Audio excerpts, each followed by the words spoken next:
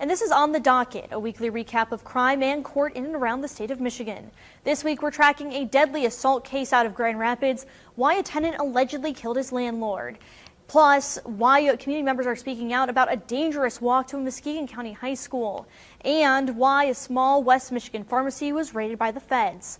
All that and more is On the Docket.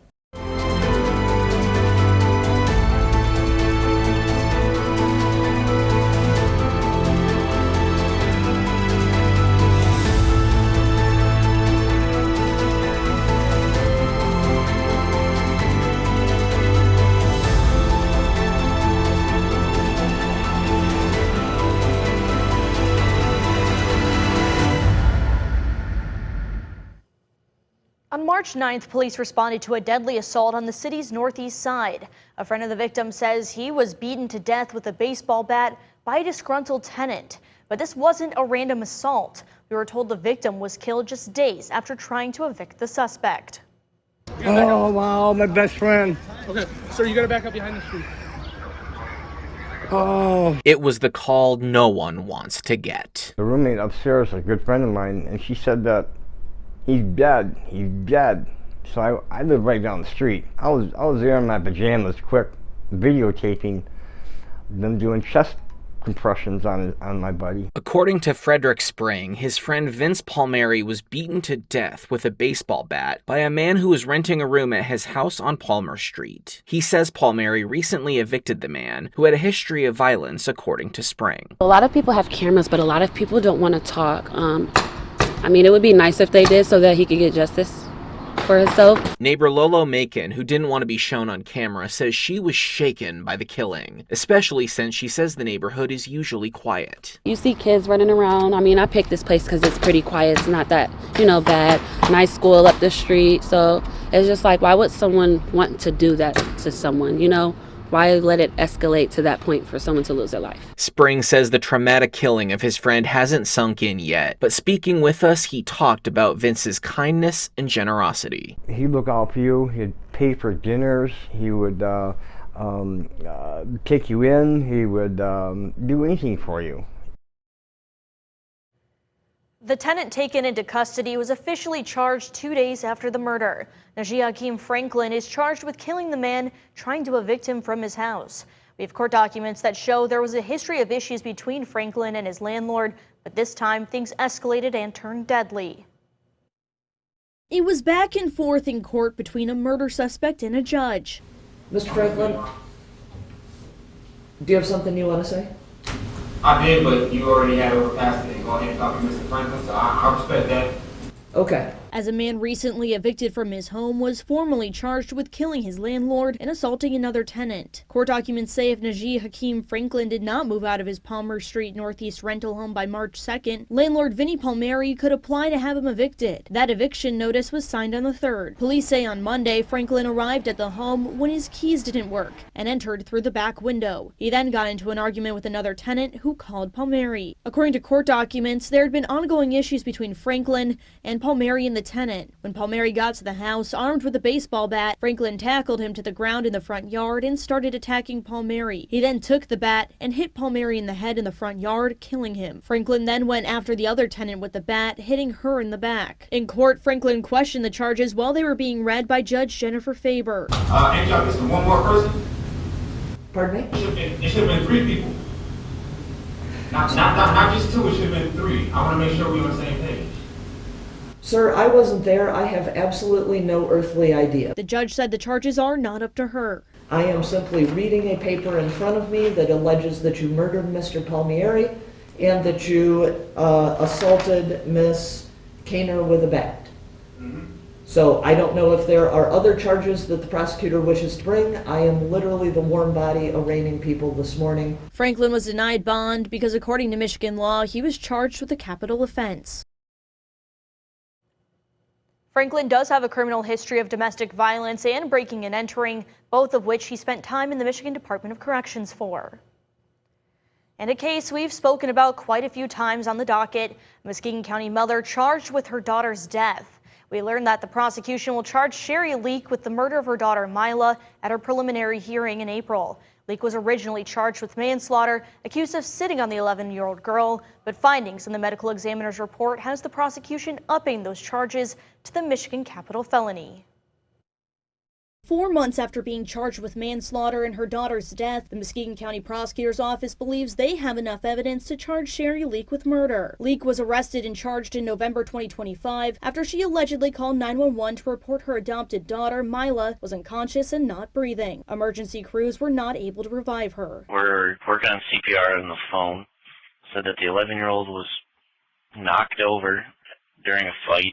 Be advised, the person that is doing CPR was the assaulting party. Tuesday, Chief Trial Attorney Matt Roberts says after reviewing the medical examiner's report, they believe there's enough evidence to seek an open murder charge against Leek. Their junior side obtained Mila's death certificate, recently amended on February 19th. In the section that lists the chain of events that directly resulted in the girl's death, the medical examiner listed mechanical asphyxia, or when an object or physical force stops you from breathing, according to the Cleveland Clinic. Below that, the examiner listed that there was acute combined drug toxicity of 3 different prescription drugs that contributed to Mila's death but did not result in the underlying cause. Looking into those 3 medications, the Mayo Clinic says amitriptyline is used to treat depression, fluvoxamine is used to treat obsessive-compulsive disorder or OCD, and lamotrigine is used to help control certain types of epileptic seizures or bipolar disorder in adults. Going toward the bottom of the certificate, it says the injury occurred by Mila being restrained on her stomach with external compression by another person. The manner of her death is listed as a homicide.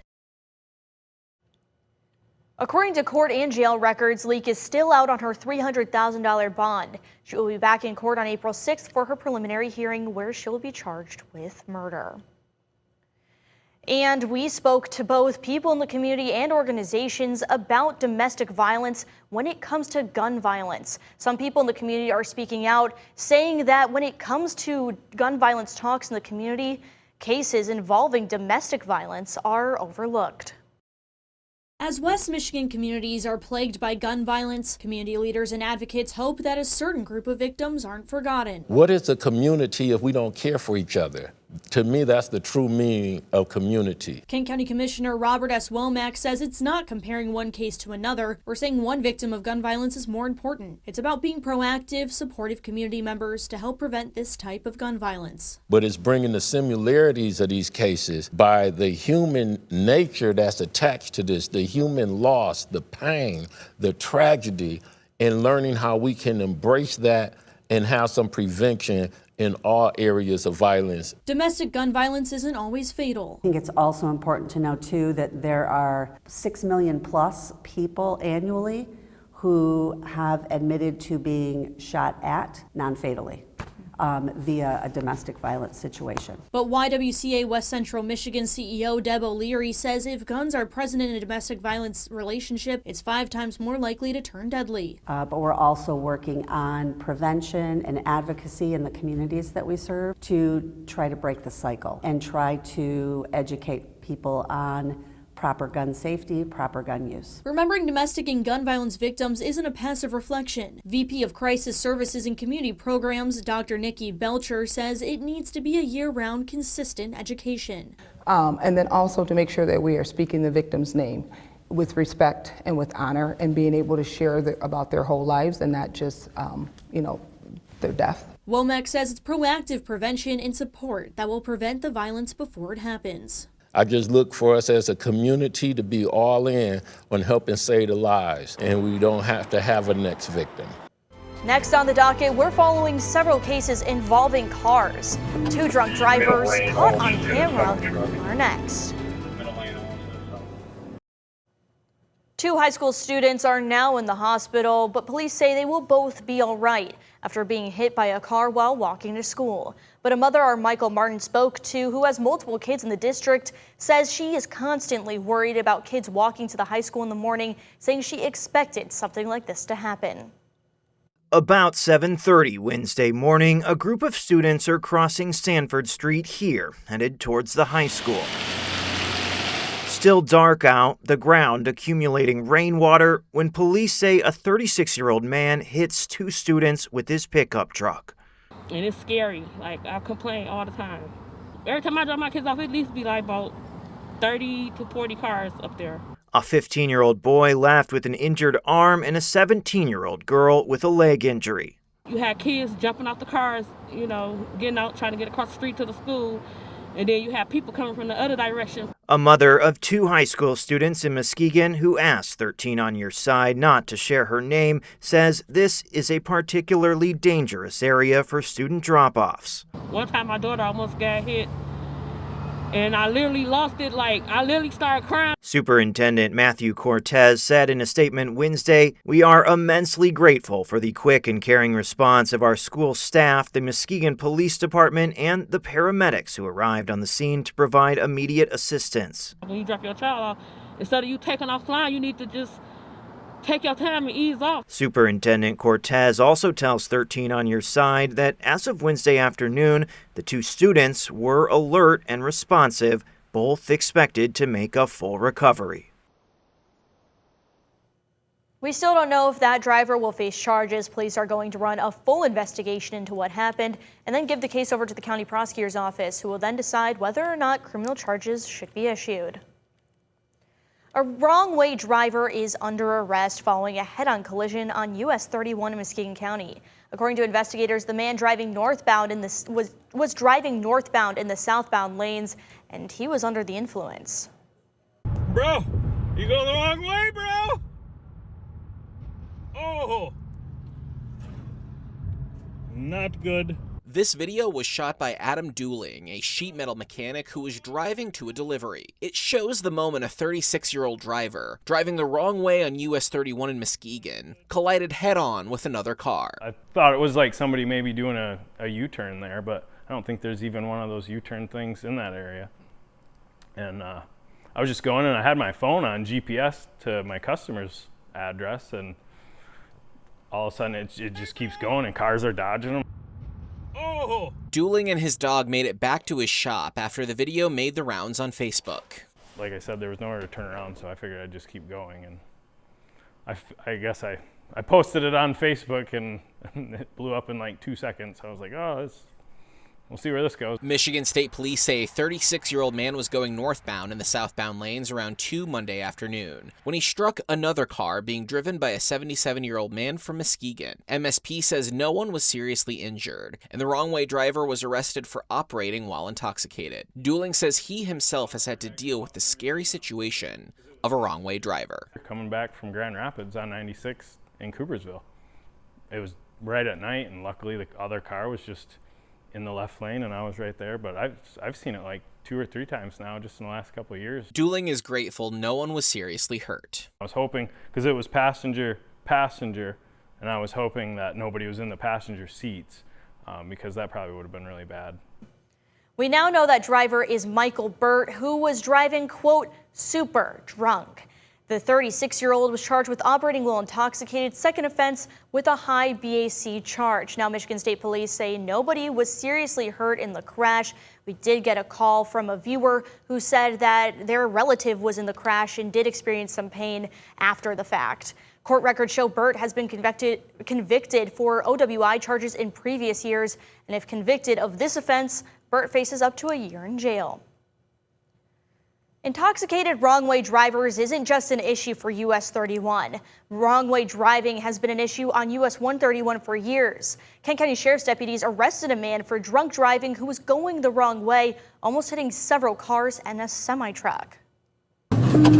Middle lane, almost just hit a semi-truck. Kent County Sheriff's deputies say it's lucky no one was hurt after pulling over a wrong-way driver in the northbound lanes on US 131 near 76th Street. Sergeant Scott Dietrich says several calls started coming in around 1:30 Tuesday morning. When people are, driving and they see a wrong-way driver, they're going to be calling us right away. So there were several reports of near misses on those vehicles. Any police officers that are in the area, we're kind of converging to help them out and getting that vehicle stopped as soon as possible. Dashcam video released by the sheriff's office shows a deputy entering an on-ramp as the wrong-way driver goes by. They were able to stop him before anyone was seriously hurt.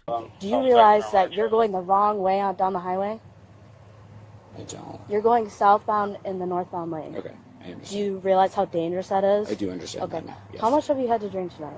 Dietrich says getting behind the wheel while drunk is a decision, not a mistake, and adds it's dangerous not only for the driver, but for everyone else. If you are out drunk driving, it's very selfish. It's not just about you. Even if you do get hurt, someone else is likely to get hurt. Just get an easy ride home, use a ride share, or just leave your vehicle there, find another way home. There are no excuses for drunk driving. Nick Nelson, 13 on your side. The investigation was turned over to Michigan State Police because it's the primary enforcement for highways. Troopers arrested the 33-year-old Grand Rapids man for operating while intoxicated. And next on the docket, a small-town pharmacy is under investigation by the feds. What we learned when we went out there is next.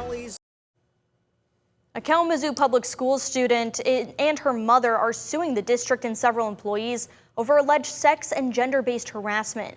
The lawsuit says the student feels the adults and system meant to protect her are failing her, and she has no other choice but to move forward with the suit.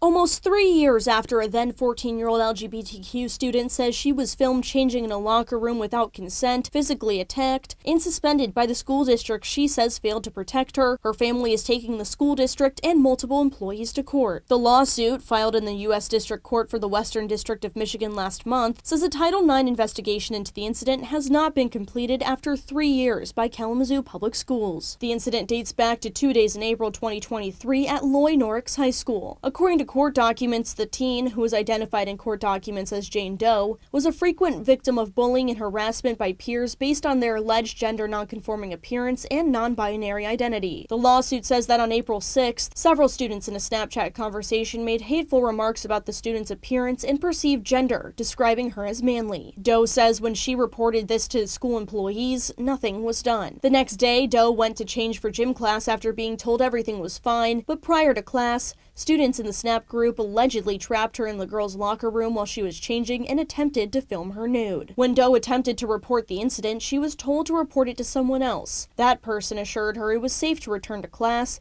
and that the ringleader would be sent home. But it is alleged that when Doe went to the bathroom, the ringleader and other students entered the bathroom, began to hit the stall door and walls, and made threats on what the lawsuit calls a 5-on-1 attack. When Doe's mother, an LGBTQ advocate, and the ringleader's mother and family came to school, the lawsuit claims Doe was attacked by the ringleader and her family. The docs say Doe was treated like the guilty party, and that Doe was suspended from school for 10 days without being notified on why she was suspended or being able to share her side of the story. The suit says Doe and her mother formally requested KPS conduct a Title IX investigation into the alleged harassment, assault, and the district's failure to protect her. The family is seeking compensatory and punitive damages, along with mandatory staff training on identifying and responding to sex and gender-based harassment. When reached for comment, Kalamazoo Public Schools said they would not comment on pending litigation. An employee of the Bellamy Correctional Facility in Ionia County is facing drug and weapons charges. Casey Wagner is out on a $100,000 bond following his arrest late in February. We first brought you his story last year after neighbors complained about explosions and gunfire coming from his property. Our Micah Cho has the update.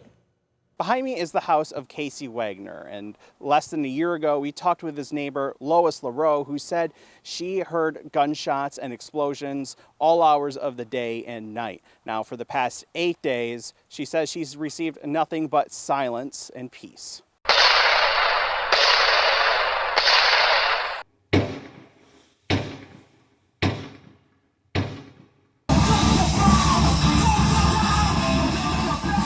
Guns, loud music, and explosions. Lois LaRoe said that's what it was like to be outside of her Ionia County home for the past 5 years. All he does is shoot and blow up things. I can't do anything. I can't do any of my hobbies. Now she says after her neighbor Casey Wagner's arrest on February 20th, it's been quiet. It feels real good. The other day I took a walk out here and I walked out by my trees and I'm like, my gosh, I didn't realize they grew so tall. LaRoe took these pictures of the Michigan State Police bomb squad at Wagner's house during his arrest. According to court records LaRoe showed us, Wagner is accused of stealing munition and equipment from the Bellamy Creek Correctional Facility where he works as a sergeant. While it's unclear if he still works at the prison, Wagner has been charged with 1 felony firearm charge and a felony drug possession for methamphetamine. He was he was weird to me a little bit, and I knew he was on something, but I didn't know what. LaRoe says she's had thousands of dollars worth of damage to her property from Wagner's alleged explosions and shootings. She adds she's called the Ionia County Sheriff's Office dozens of times, but never received any help. They did nothing. And they knew this was all going on, all this terrorizing the neighborhood, the neighbors. The conditions of Wagner's $100,000 bond includes not being in possession of explosive, firearms, or drugs. While cautiously optimistic, LaRoe says she's looking forward to the silence. I can put myself in a garden and grow some veggies and stuff. Wagner will be back in court on March 11th. For now, in Ionia County, I'm Micah Cho for 13 on your side. A small-town pharmacy here in West Michigan is under investigation involving the federal government. One of just 2 pharmacies in Lake Odessa was raided by federal agencies, drawing the attention of everyone on the strip and shutting the location down at least temporarily.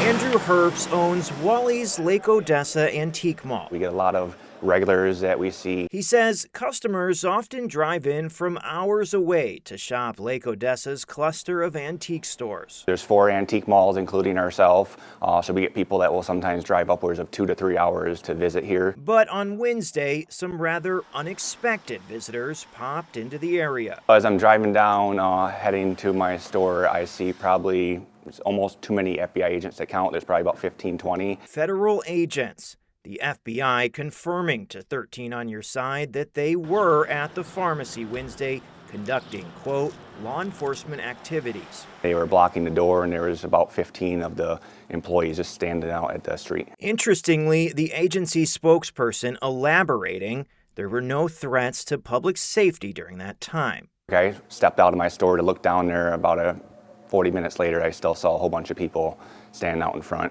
As of now, it's unclear exactly what the agents were doing at New Walker's Pharmacy.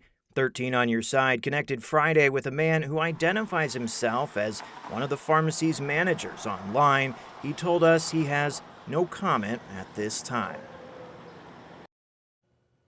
People who saw the FBI agents going in and out of the pharmacy Wednesday also reported seeing people from the Department of Health and Human Services.